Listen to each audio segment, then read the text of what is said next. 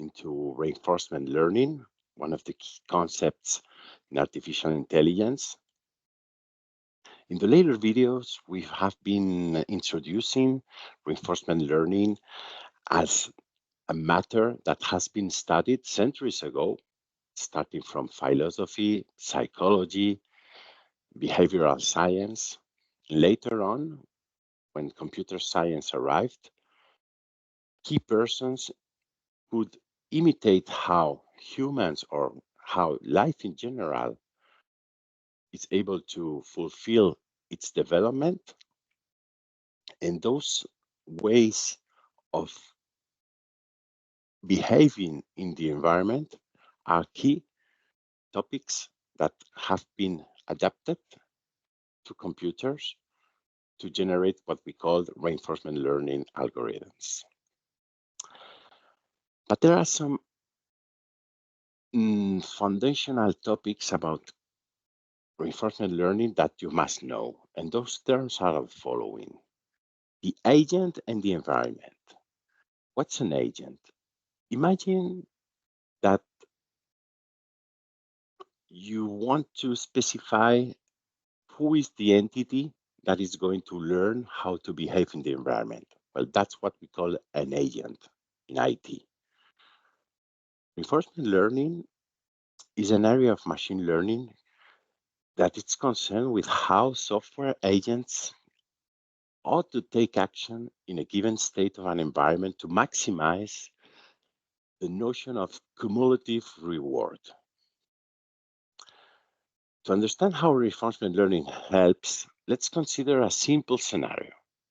The simple scenario: imagine that you are playing chess against a computer. In our case, the computer is an agent that has learned how to play chess.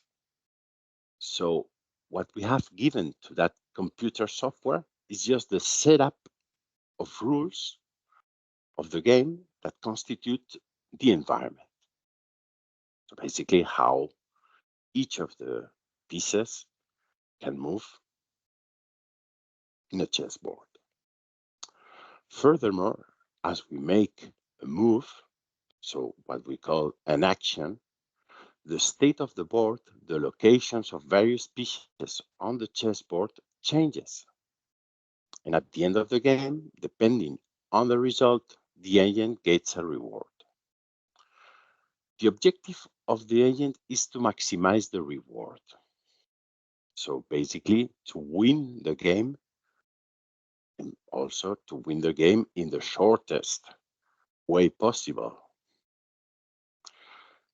If the machine, the agent one, is playing against a human, the number of games that it can play is finite, depending on the number of games that the human can play.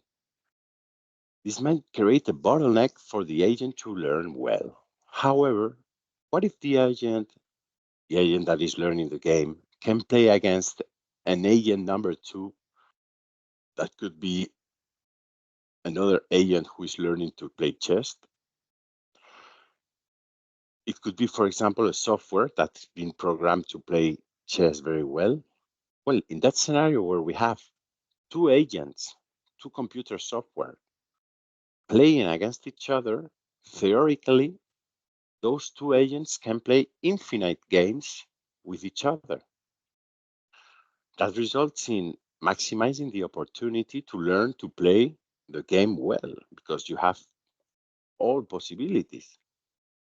This way, by playing multiple games with each other, the learning agent is likely to learn how to address the different scenarios or states of the game very well.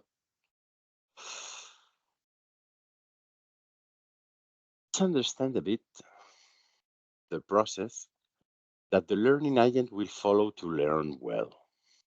Well, initially, the agent takes a random action in a given state. The agent stores the action that it has taken in various states within the memory.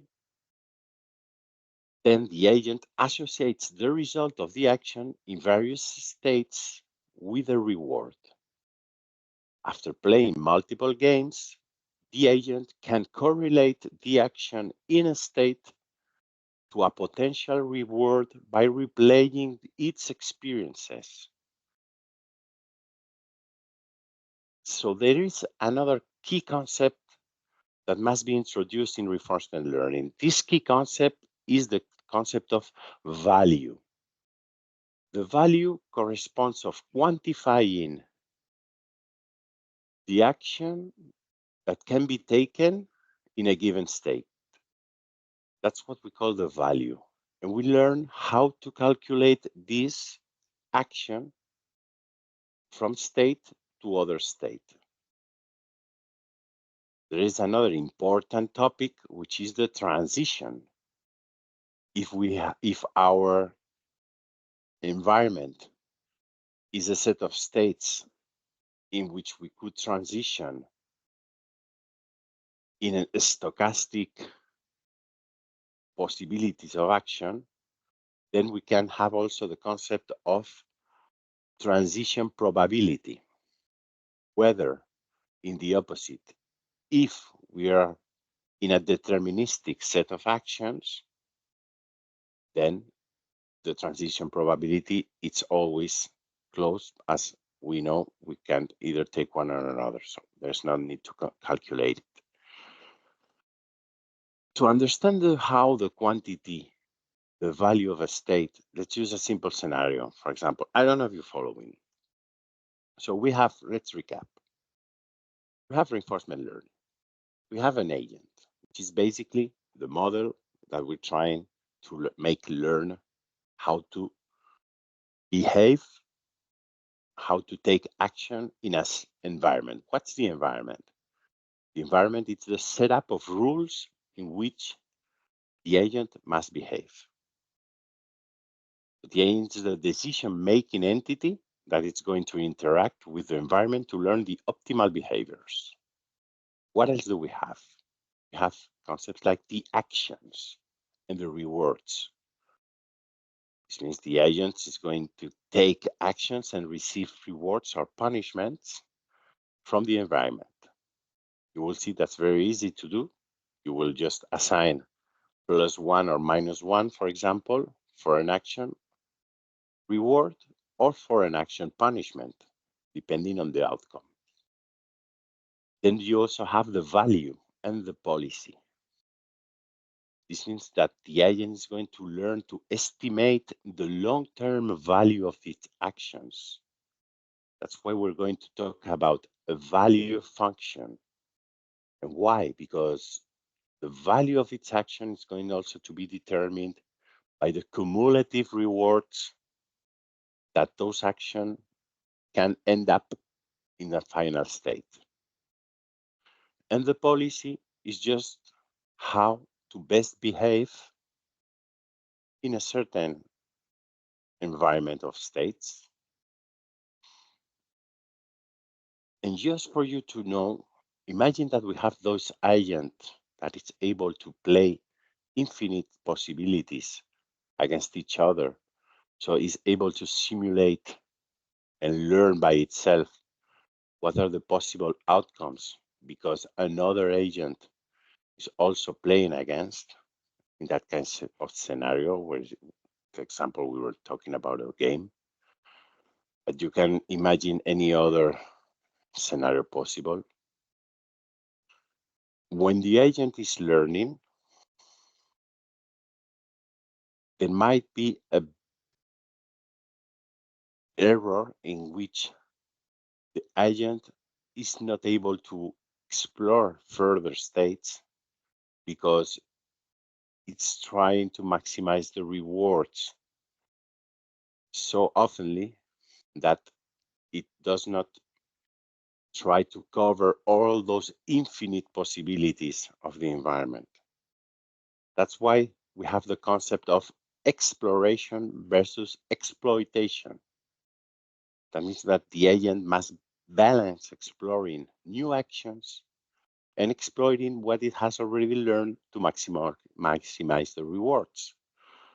That means sometimes it must prioritize a bit to explore, even if the reward might not be as good as what it already knows. So what's what is this about reinforcement learning? So are we really talking about creating a software that it's ready to have defined an environment, and having that environment completely defined with its rules, he's then learning to create all the different sets of states transitions until a final outcome. So how can that be done?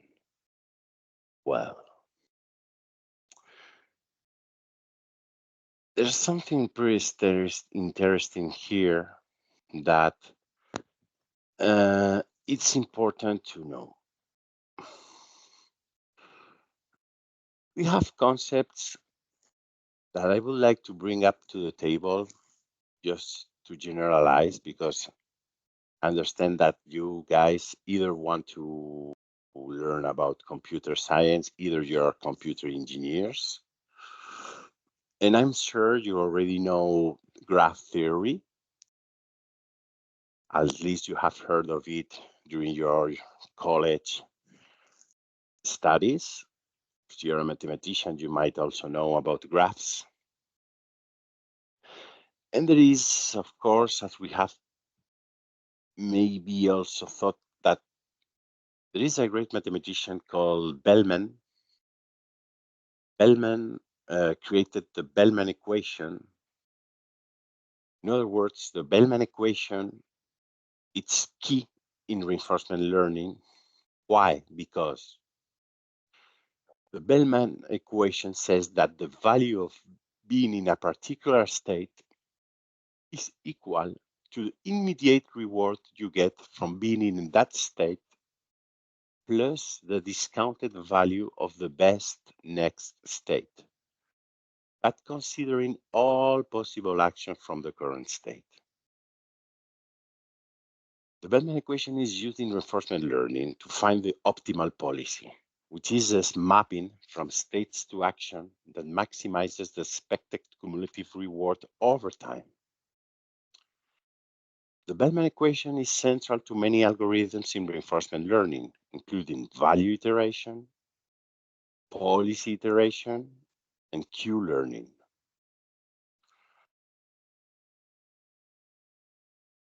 It's amazing how Bellman in 1950 already discovered this concept that demonstrates how mathematics behind computer science, behind artificial intelligence, have been discovered early stages of computer science.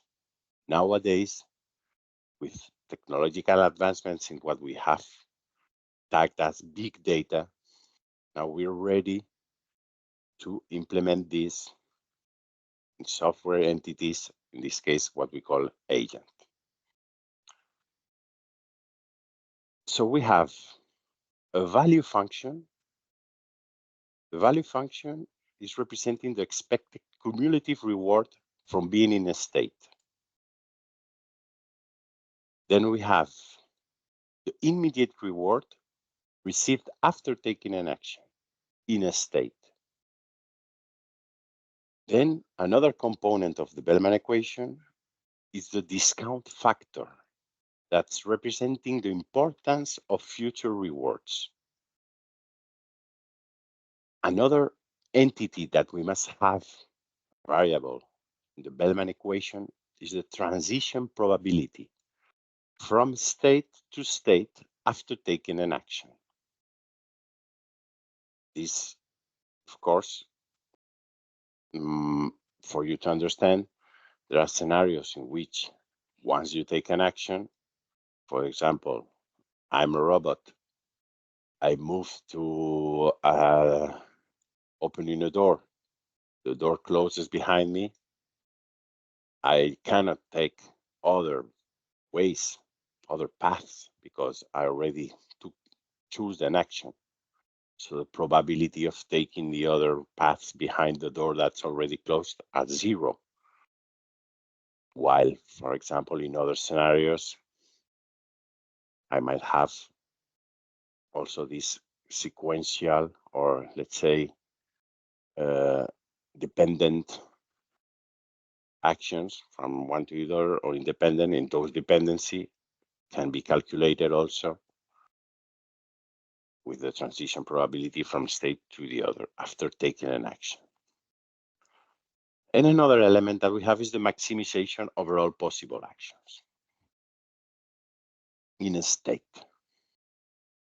The Bellman equation is a key in dynamic programming, and reinforcement learning providing a recursive way to calculate the values of states and make optimal decisions in a sequential decision-making process. Well, I don't want to go too much into details about calculating the states, but I would go dive into that a bit more after talking a bit about how reinforcement learning can help us. We have to mention also the Markov decision process. Markov decision process, it's the way we are explaining these scenarios. This means that problems can be formalized as and modeled as a set of states and the transitions. So the ability to build a good reinforcement learning algorithm for business solution, for a purpose, is the ability to define properly the Markov decision process, which would correspond to which are the possible states that I might have, and how can an agent, somebody, transition from one to the other. To calculate the value of the future states, there's typically a method which involves using an iterative method to solve the Bellman equation. And it starts usually by initializing with a random value or an initial guess all states. It's just an initialization. Then we're going to make the software, the model, to iterate through each state and update its value using the Bellman equation. Of course, how can we assign that value? As we discussed previously briefly, the rewards and the risk discounting. We're looking forward to reach a final state in our environment, which is basically the goal we're looking forward, the positive benefit. That's what we mean convergence. The term convergence means that we're going to try to repeat the iteration of the process and trying to see which are the values that we get from transitioning from one state to the other, trying to reach that final state, final outcome. And of course, when we realize that iterating in the process, the values of the states are no longer changing significantly, that means that we have found the convergence, which is the optimal, one of the optimal ways of reaching that final state. Mm.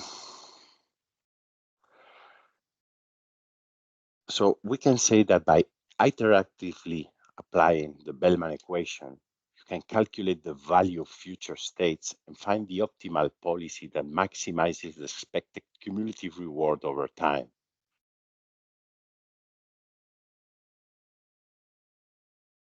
Let's consider, for example, now a very simple scenario for you to understand, because all this theory, of course, we heard it.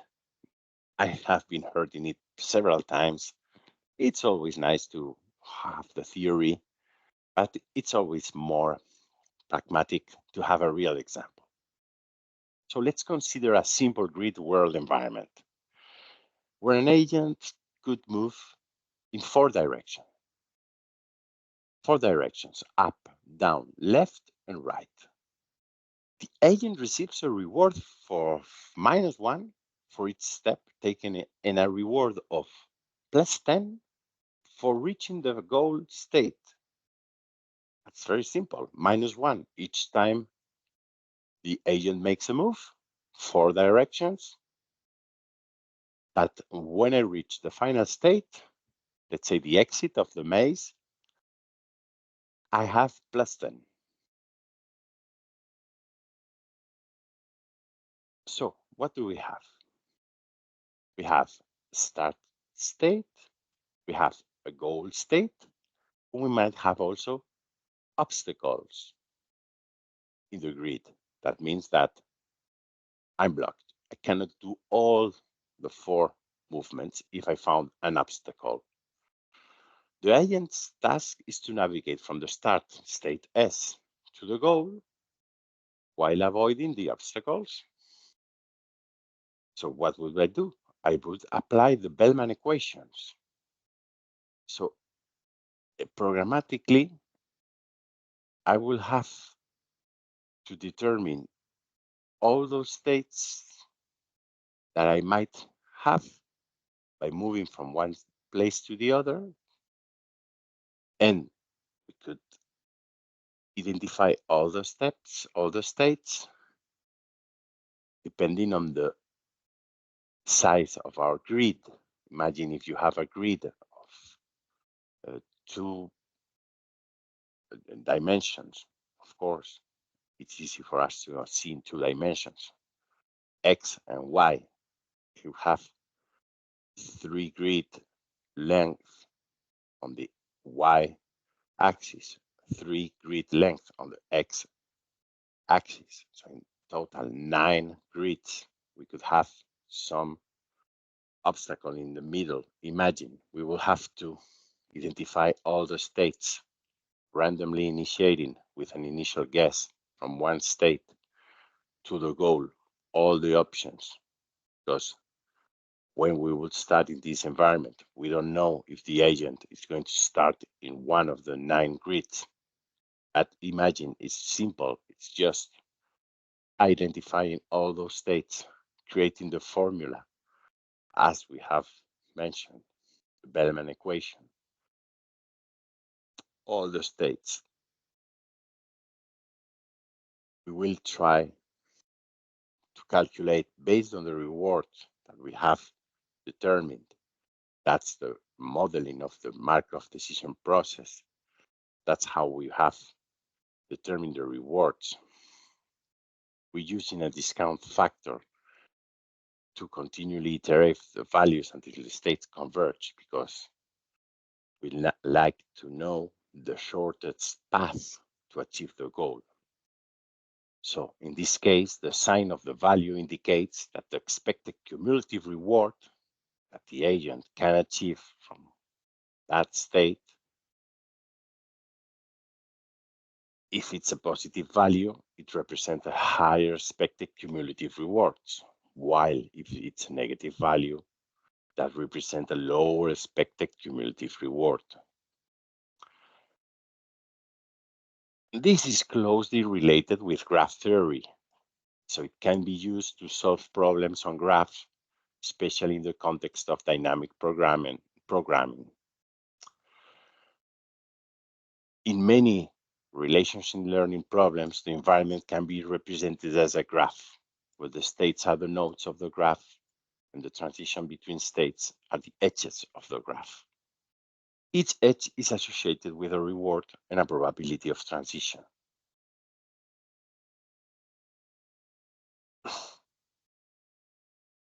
In a graph, the value of each state corresponds to the value of the node representing that state. So for each node or state in the graph, update its value based on the values of its neighboring nodes or states and the rewards associated with the transition, the edges. An edge would be a transition.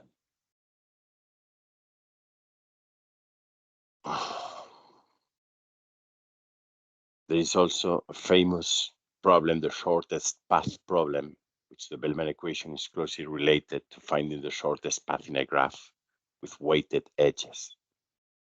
It does it by iteratively applying the Bellman equation so you can find the shortest path from a start node to a goal in a node graph. Actually, there is a graph-based reinforcement learning algorithm, which is called the reinforcement learning, Q-learning, and SARSA, which can be used to solve graph-based problems by applying the Bellman equation.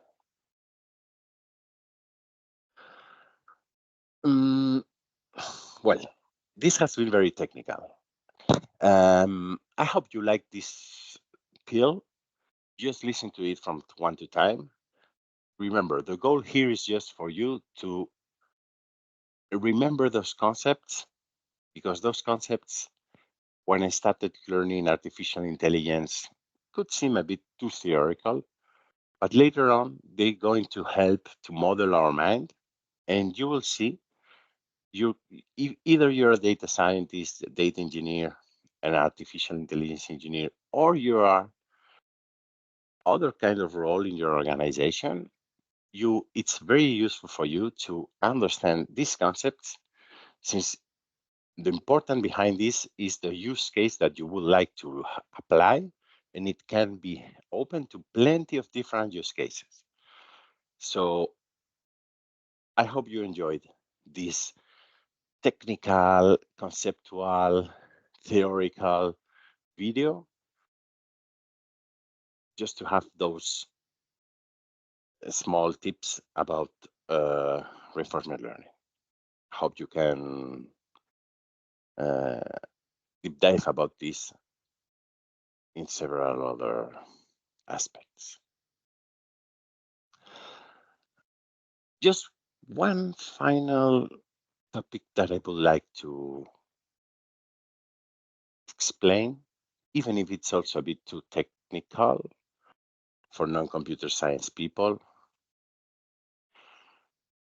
So we have states, we have an environment. We want to achieve another state by an action. So that's how in life we move. We take a decision and see what is the possibilities we have to go to one place or another, to make it simple. But how conceptually the probability of the transition reflects the uncertainty of the environment. So when an agent takes an action in a given state, there may be multiple possible outcomes, each with a certain probability. The probability of transition captures these uncertainties and allows the agents to make decisions in an uncertain environment, which means I can choose, or sometimes I have to choose one of those transitions from state to state. So in the practice, how do we assign those transitions?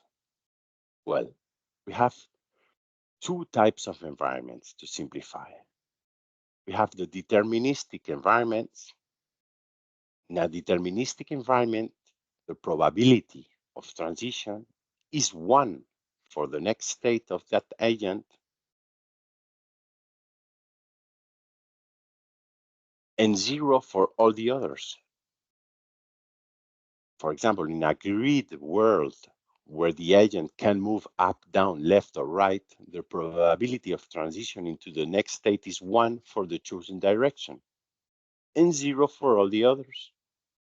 As if you have already chosen one direction, that's your transition. But in stochastic environments,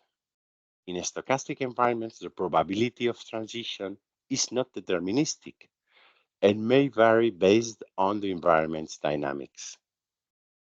These probabilities are typically provided as part of the problem specification or learned from the data, from historical data. For example, in a game where the outcome of an action depends on chance, example, rolling a dice, the probability of transitioning to each possible next state is defined by the rules of the game. So in real world applications and products, the probability of transition may be assigned based on the domain knowledge, the simulation, or the historical data. So deterministic, I have moved. If I moved, the transition is 1 and 0 for the others. There's no other option. I already moved. It was a choosing decision, but chance may affect in stochastic scenarios. You have to calculate the probability of transitioning based on permutations of a dice rolling, for example, probability of having each of the results from a dice, if the dice, of course, it's correct. But for example, in a self-driving car navigation system, the probability of transitioning from one intersection to another might be estimated, for example, based on historical traffic patterns, on road conditions, or other factors. For example, another example, in a recommendation system, the probability of transitioning from one state, a user's current preferences, to another state, which would be a recommended item in the future, the probability of transitioning from one customer preference to a recommended product might be based on historical user behavior, on, for example, the clicks on the product, item attributes, other characteristics. So in summary, the probability of transition represents the uncertainty about the outcomes of an action in a given state, and it's assigned based on the dynamics of the environment. So it may vary depending on whether the environment is deterministic or stochastic. In products and real-world applications, these probabilities are typically assigned based on domain knowledge. So just keep in mind that we will deep dive into those use cases and how to look for those probabilities and how those may affect the rewards and the policy when we're building a reinforcement model. All right. Well, I hope you enjoyed this talk. Hope you didn't find it too theoretical, but remember, we will have more pills, more videos in which we will understand how to model, how to apply these AI and reinforcement learning algorithms, and how, remember, reinforcement learning will later probably use other types of algorithms, mathematical algorithms, computer science algorithms, machine learning algorithms, supervised algorithms, unsupervised algorithms. Those might also use, of course, computer vision, perceptual tasks, mathematical approximations. But I wanted to have this clarified in order to transition from technicality to business uses. Well, I gotta go. Hope to see you soon next time.